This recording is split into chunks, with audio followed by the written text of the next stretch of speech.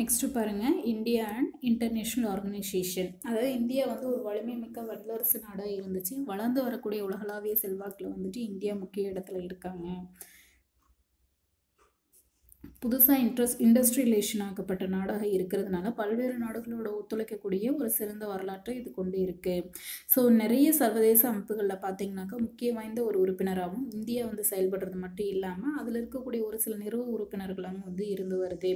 இந்தியாவினுடைய முறைப்படி அமைக்கப்பட்ட நிறைய ஐநா அமைப்புகள், அதாவது யுஎன்ஓ மெம்பர்ஸ் அணிசேரா இயக்கம், சார்க், G20 அண்ட் காமன்வெல்த், இது எல்லாத்துலேயுமே பார்த்திங்கன்னா இந்தியா வந்துட்டு ஒரு உறுப்பினர் நாடாக தான் இருந்து வராங்க. ஸோ இராணுவத்தில் ஏற்படக்கூடிய மோதல்களை முடிவுக்கு கொண்டு வரதுக்கும் நாடுகளுக்கு நடுவில் பீஸ் கொண்டு வரதுக்காகவும் பார்த்தீங்கன்னாக்கா ஐநா சபைக்கு எடுத்து கொடுக்கக்கூடிய அனைத்து முயற்சிகளுக்கும் இந்தியா வந்துட்டு ஹெல்ப்ஃபுல்லாக இருக்காங்க. அண்ட் நெக்ஸ்ட்டு பார்த்தீங்கன்னா bricks. So Brazil, Russia, India, China and தென்னாப்பிரிக்கா, இந்த நாடுகளோடைய பிராந்திய கூட்டமைப்பு தான் வந்து பிரிக்ஸ் அப்படின்னு சொல்லப்படுது. இது வந்து பார்த்தீங்கன்னாக்கா இந்த பிரிக்ஸோட அமைப்பகம் தலைமையகம் எங்கே இருக்குதுன்னா சீனாவினோட ஷாங்காய் நகரில் வந்து அமைஞ்சிருக்கு. உலகனுடைய வடப்பகுதியில் இருக்கக்கூடிய நாடுகளுடைய சவால்களை மேற்கொள்ளக்கூடிய வகையில் தென்பகுதியில் இருக்கக்கூடிய நாடுகள் வந்துட்டு நல்ல ஒரு வாய்ப்பினை ஏற்படுத்தி கொடுக்குது.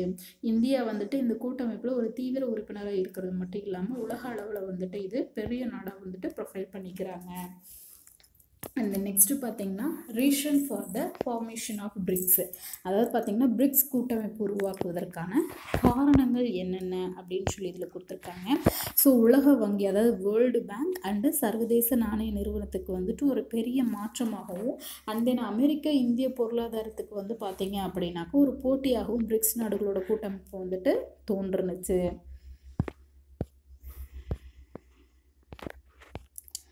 ஸோ இதில் பார்த்தீங்கன்னாக்கா உங்களுக்கு வந்துட்டு ஒரு பாக்ஸ் ஒன்று கொடுத்துருக்காங்க.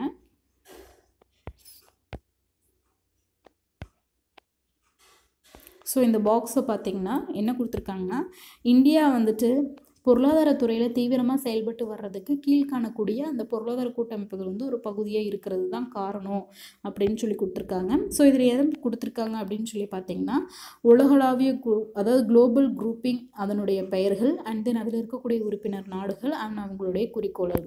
ஸோ ஃபஸ்ட்டு பார்த்தீங்கன்னா IBSA, அதாவது பார்த்தீங்கன்னா அந்த IBSAவில் வந்துட்டு யார் யார் வந்து உறுப்பினராக இருக்காங்கன்னா India, Brazil and Africa. So இதனுடைய குறிக்கோள் என்னென்னாக்கா in agriculture, in focus to agriculture, education, energy, trade, cultural and defense, இது எல்லாத்துலேயும் வந்து கவனம் செலுத்துறது. நெக்ஸ்ட்டு பார்த்தீங்கன்னா BCIM, இதனுடைய நம்பர் ஆஃப் கண்ட்ரிஸ் எது அப்படின்னு சொல்லி பார்த்தீங்கன்னா பங்களாதேஷ், சீனா, இந்தியா அண்ட் மியான்மர். ஸோ இவங்களுடைய குறிக்கோள்கள் என்ன அப்படின்னு சொல்லி பார்த்தீங்கன்னா it's respond to natural disaster, data preaches and protect business interest. And next பார்த்தீங்கன்னா MGC. ஸோ இதனுடைய மெம்பர் ஆஃப் கண்ட்ரிஸ் என்னென்னா India, Cambodia, Laos and then குடியரசு, அதாவது பார்த்திங்கன்னா PDR அப்படின்றது பார்த்திங்கன்னா மக்கள் ஜனநாயக குடியரசு அண்ட் மியான்மர், தாய்லாந்து, வியட்நாம். இவங்களுடைய ஆப்ஜெக்டிவ்ஸ் என்ன அப்படின்னு பார்த்திங்கன்னா கங்கா மீஹாங் அப்படின்ற ஒரு தாழ்நிலத்தில் தேவையான ஒரு உள்கட்டமைப்பை வந்துட்டு உருவாக்கணும் அப்படின்றது தான். அண்ட் நெக்ஸ்ட்டு பார்த்திங்கன்னா ஃபிம்ஸ்டெக்ஸ் அண்ட் வளைகுடா பல்துறை தொழில்நுட்பம் மற்றும் பொருளாதார கூட்டுறவுக்கான முயற்சி. ஸோ இதில் இருக்கக்கூடிய மெம்பர் ஆஃப் கண்ட்ரிஸ் என்னென்னாக்கா Bangladesh, India, Myanmar, Sri Lanka, Thailand, Bhutan and Nepal. So இவங்களுடைய ஆப்ஜெக்ட்ஸ் என்ன அப்படின்னு சொல்லி பார்த்தீங்கன்னாக்கா அவங்களுடைய டெக்னாலஜிக்கல் எக்கனாமிக் கார்பரேஷனை இம்ப்ரூவ் பண்ணுறது, international trade and foreign direct investment கார்பரேஷனை இம்ப்ரூவ் பண்ணுறது. நெக்ஸ்ட்டு பார்த்தீங்கன்னா RCEP. ஸோ இது வந்து பார்த்தீங்கன்னாக்கா one of the regional comprehensive economic partnership, ஒரு ஒருங்கிணைந்த வர்த்தக மண்டலம். ஸோ இதனுடைய மெம்பர் ஆஃப் கண்ட்ரிஸ் பார்த்தீங்கன்னா Australia, Brunei, Cambodia, China, India, Indonesia, Japan, Korea, Laos, Malaysia, Myanmar, New Zealand, Singapore, Philippines, Thailand, Vietnam. So இவங்களுடைய அப்ஜெக்டிவ்ஸ் என்ன அப்படின்னு சொல்லி பார்த்தீங்கன்னாக்கா is achieve modern high quality and mutuality beneficial agreement and covers trade goods, trade in service, investment, technical corporation, dispute settlement and other issues. Next பார்த்தீங்கன்னா EAS, அதாவது பார்த்தீங்கன்னாக்கா என்னென்னு சொல்லுவாங்க ஈஸ்ட் ஏஷியா சம்மிட். இதில் வந்துட்டு பார்த்தீங்கன்னாக்கா இருக்கக்கூடிய மெம்பர் ஆஃப் கண்ட்ரிஸ் எதுனாக்கா 10 Asian nations plus 8 strategic partners including US, China, India and Japan. இவங்களுடைய ஆப்ஜெக்ட் என்ன to promote peace and stability. And then next பார்த்தீங்கன்னாக்கா GCC. ஸோ இது வந்து பார்த்திங்கன்னா கல்ஃப் கோஆப்ரேஷன் கவுன்சில். இதில் இருக்கக்கூடிய member of countries Bahrain, Kuwait, Oman, Qatar, Saudi Arabia, United Arab and Emirates, Arab Emirates, India. So இவங்களுடைய objects என்னென்னா achieve unity based and common objectives, similar political and cultural identities. Next பார்த்தீங்கன்னா BBIN, அதாவது பார்த்தீங்கன்னா BBIN. So இதில் இருக்கக்கூடிய member of countries Bangladesh, Bhutan, India, Nepal. So இவங்களுடைய object என்ன அப்படின்னு பார்த்தீங்கன்னாக்கா ஃபார் எனர்ஜி டெவலப்மெண்ட், எரிசக்தி ஆற்றலுக்காக. நெக்ஸ்ட்டு பார்த்தீங்கன்னா SCO, அதாவது பார்த்தீங்கன்னாக்கா ஷாங்காய் கார்பரேஷன் ஆர்கனைசேஷன். ஸோ இதில் இருக்கக்கூடிய மெம்பர் ஆஃப் கண்ட்ரிஸ் பார்த்தீங்கன்னா India, Kazakhstan, China, Kyrgyzstan, Pakistan, Russia, Tajikistan and then Uzbekistan.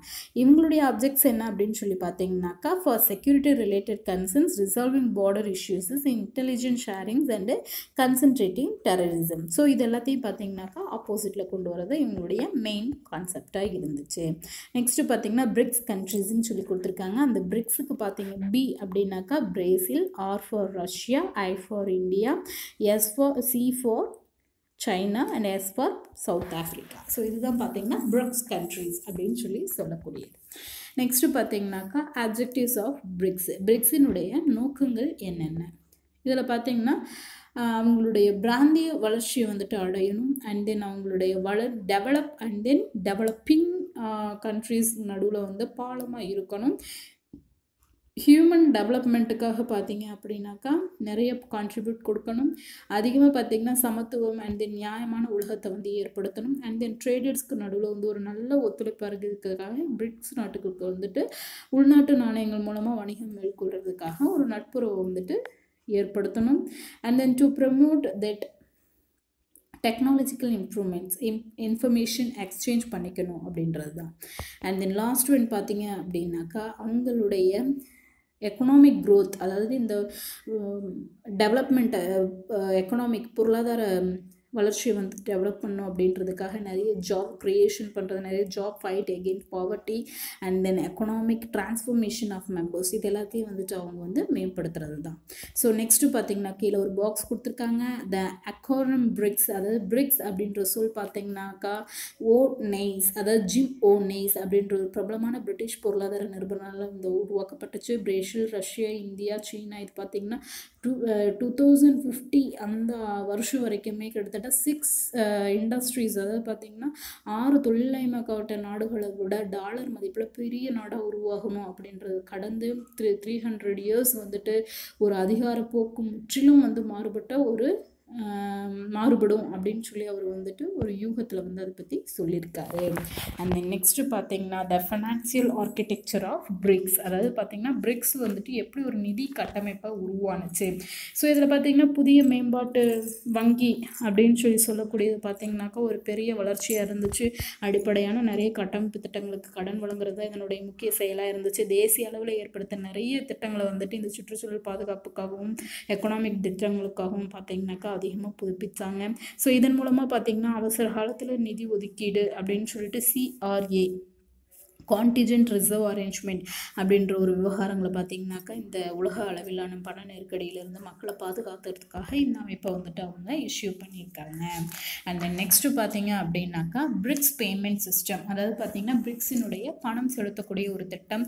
இது வந்து பார்த்திங்கன்னா 2015 அந்த வருஷத்தில் வந்துட்டு நடைபெற்ற இந்த பிரிக்ஸ் மாநாட்டில் வந்துட்டு பிரிக்ஸ் நாடுகளுடைய அமைச்சர்கள் எல்லாமே பணம் செலுத்தக்கூடிய முறை தொடர்பாக வந்துட்டு ஒரு ஆலோசனைகளை வழங்கினாங்க. இது வந்து உலக அளவில் இருக்கக்கூடிய வங்கிகளுக்கு நடையே இருக்கக்கூடிய நிதி அண்ட் தென் அவங்களுடைய செய்தி பரிமாற்ற அமைப்பிற்கு வந்துட்டு ரொம்ப ஹெல்ப்ஃபுல்லாக வந்துட்டு இருந்துச்சு. அண்ட் தென் நெக்ஸ்ட்டு பார்த்தீங்கன்னா the factors that plaster cooperation among members, அதாவது பார்த்திங்கனாக்கா உறுப்பு நாடுகளுக்கே இருக்கக்கூடிய ஒத்துழைப்பை வந்து அதிகரிக்கக்கூடிய காரணிகள் என்னென்ன. ஸோ ஃபஸ்ட்டாக பார்த்திங்கனாக்கா வளர்கிற நாடு டெவலப்பிங் கண்ட்ரீஸாக இருக்கக்கூடிய சூழ்நிலை பிரதிபலிக்கக்கூடிய வகையில் அவங்களோட எக்கனாமிக் ஒழுங்கை வந்துட்டு உருவாக்குறதுக்கு பிரிக்ஸ் அமைப்பு வந்து நிறைய முயற்சிகளை மேற்கொண்டாங்க. ஸோ இது தொடர்பாக பார்த்திங்கன்னா நிறைய சேஞ்சஸ் வரும்ன்றதுக்காக நிறைய NDB and CRA அப்படின்ற வங்கிகள் மூலமாக வந்து பொருளாதார அளவில் வந்து உங்களுக்கு ஒரு பெரிய தாக்கத்தை ஏற்படுத்தினாங்க. ஸோ ரெண்டாவதாக பார்த்திங்கன்னா உலக நிர்வாகத்திலே வந்து பிரிக்ஸ் நாடுகளோட நாடுகளுடைய மாற்று யோசனை பார்த்திங்கனாக்கா அதிகமாக அவங்கள வந்து இருந்துச்சு.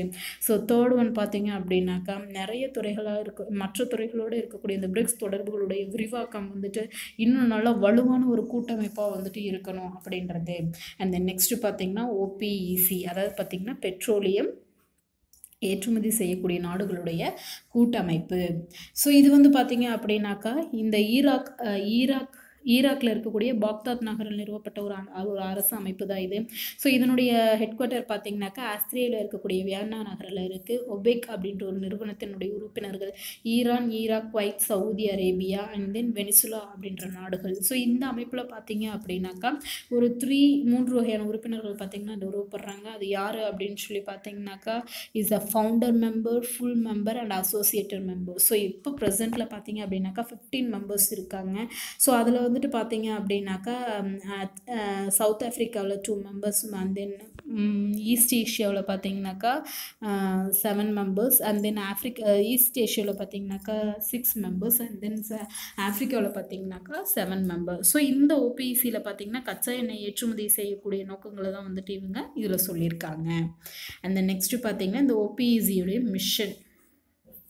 ஸோ இந்த மிஷன் வந்து பார்த்திங்கன்னா ஃபஸ்ட் ஒன் வந்துட்டு உறுப்பு நாடுகளுக்கு வந்து எண்ணெய்களை வந்து சேல்ஸ் பண்ணணும், எண்ணெய் சந்தையை வந்துட்டு நிறுவனம், அண்ட் தென் பெட்ரோலிய உற்பத்தியாளர்களுக்கு வந்து ஒரு நியாயமான வருவாய் வந்துட்டு கிடைக்கணும், அண்ட் தென் எண்ணெயை வந்துட்டு வாங்கக்கூடிய நாடுகளுக்கு வந்து திறமையான ஒரு சிக்கனமான ஒரு வழக்கமான விநியோகத்தை வந்து கொடுக்கணும், அண்ட் தென் பெட்ரோலிய தொழிலில் இருக்கக்கூடிய முதலீடு செய்கிறவங்களுக்கு வந்துட்டு ஒரு நல்ல மூலதனமான நியாயமான வருவாய் கிடைக்கணும் அப்படின்றது தான் அந்த ஓபிஇசியினுடைய மெயின் திட்டமாக இருந்துச்சு. அண்ட் தென் நெக்ஸ்ட்டு பார்த்தீங்கன்னாக்கா அந்த ஒபெக் அப்படின்ற அந்த நிறுவனம் வந்து பிற நாடுகளுக்கு எப்படி வந்து உதவி செய்யுது, how does help other countries. So இதில் பார்த்தீங்கன்னாக்கா இந்த பெட்ரோலியத்தை வந்து ஏற்றுமதி செய்கிறாங்க இல்லையா, ஸோ அதை செய்யக்கூடிய அந்த நாடுகள் வந்துட்டு ஓபிஐடி, அதாவது பார்த்தீங்கன்னாக்கா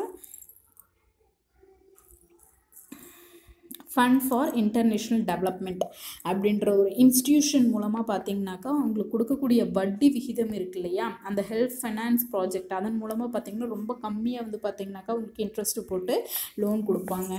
நிறைய புக்ஸு அதன் மூலமாகவும் பார்த்தீங்க அப்படின்னாக்கா அவங்களுக்கு வந்து ஹெல்ப் பண்ணுவாங்க. ஸோ அப்படி பார்க்குறப்ப கிட்டத்தட்ட 20,000க்கும் மேலே இருக்கக்கூடிய தொகுதிகளை பார்த்தீங்க அப்படின்னாக்கா இவங்க வந்துட்டு புக்ஸாகவும் ரிப்போர்ட்ஸாகவும் மேப்ஸாகவும் கான்ஃபரன்ஸ் ப்ரொடியூஸாகவும் கொடுத்துருக்காங்க. ஸோ இதனால் பார்த்தீங்க அப்படின்னாக்கா இந்த தகவல் மையம் வந்துட்டு ஆராய்ச்சியாளர்களாலையும் மாணவர்களாலையும் அடிக்கடி வந்து பயன்படுத்தப்பட்டு வருது அப்படின்னு சொல்கிறாங்க. அண்ட் தென் நெக்ஸ்ட்டு பாருங்கள், மேலே ஒரு பாக்ஸ் ஒன்று கொடுத்துருக்காங்க, த ஒபெக் லோகோ. இதுதான் பார்த்தீங்கன்னா அந்த ஒபெக் அப்படின்றதனுடைய லோகோ.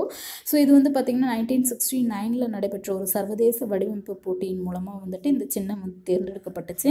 ஸோ ஆஸ்திரியாவில் இருக்கக்கூடிய ஒரு பெஸ்ட்டு டிசைனர் வந்துட்டு ஸ்வாவோபோடா அப்படின்றவர் வந்து இதை வடிவமைத்து கொடுத்தாரு. ஸோ இந்த அமைப்பினுடைய பெயர் வந்துட்டு வெவ்வேறு எழுத்துக்களை கொண்டு இருக்கிறதுனால ஒரு வட்ட வடிவில் இருக்கக்கூடிய அமைப்பை வந்துட்டு இது நம்ம பார்க்கலாம். நெக்ஸ்ட்டு பார்த்திங்கன்னா இந்தியா ரிலேஷன்ஷிப் வித் ஒபெக்கினுடைய ரிலேஷன்ஷிப் பற்றி இதில் சொல்லியிருக்காங்க. ஸோ அதில் பார்த்திங்கன்னா கச்சா எண்ணெய் வந்து அதிக அளவில் வந்துட்டு வாங்கக்கூடிய நாடுகளில் இந்தியாவும் ஒன்று. இந்தியா வந்து பார்த்திங்கன்னா எக்கனாமிக் டெவலப்மெண்ட்டில் இந்த பெட்ரோலியம் வந்து எக்ஸ்போர்ட் பண்ணுற நாடுகள்லேயே அதிக ஆர்வத்தை வெளியே காட்டிகிட்டு இருக்காங்க. 86% பார்த்திங்கனாக்கா கச்சா எண்ணெயும், 70% பார்த்திங்க அப்படின்னாக்கா நேச்சுரல் கேஸையும், அண்ட் தென் 95% பார்த்திங்கன்னா குக்கிங் கேஸையும் வந்துட்டு இவங்க நம்ம ஒபெக் நாட்டுக்கு வந்துட்டு இறக்குமதி செய்கிறாங்க. ஸோ எண்ணெய்க்கும் மேலே பார்த்திங்க எல்லாத்துக்கும் மேலே பார்த்திங்கனாக்கா எண்ணெய் தேவை அதிகமாக இருக்கக்கூடிய ஒரு சிறந்த நாடு எதுனாக்கா நம்மளுடைய இந்தியாவை சொல்கிறாங்க. இந்தியாவில் போதுமான எண்ணெய் வளங்கள் இருப்பு இல்லை. ஸோ அதனால் பார்த்திங்கன்னா எண்ணெய் வந்துட்டு இந்தியா உற்பத்தி செய்ய முடியாது. ஸோ அதனால் இந்தியா வந்து விவசாயத்துலேயும் இண்டஸ்ட்ரியிலையும் பார்த்திங்க அப்படின்னாக்கா ஒரு வலுவான கவனம் செலுத்திட்டுருக்காங்க.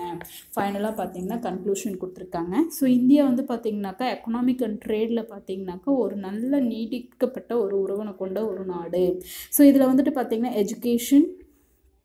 education, health, fighting terrorism, disaster management, employment for its citizen and curbing organized crimes, technology development, இது எல்லாத்துக்குமே பார்த்தீங்கன்னாக்கா இந்தியா மற்ற நாடுகளோட வந்து ஒத்துழைக்க விரும்புது.